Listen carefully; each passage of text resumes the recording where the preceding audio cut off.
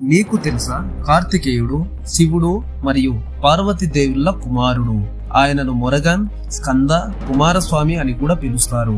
కార్తికేయుడు శక్తి, ధైర్యం మరియు విజయానికి ప్రతీక.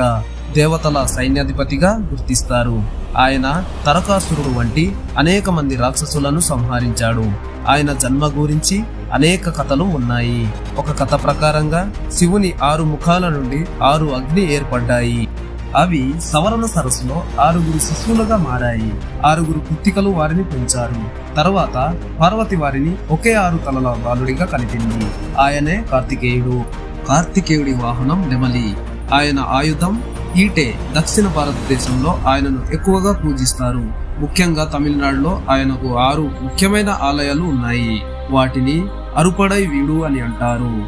థాయ్పూసం మరియు స్కంద షష్ఠి వంటి పండుగలు ఆయనకు ముఖ్యమైనవి.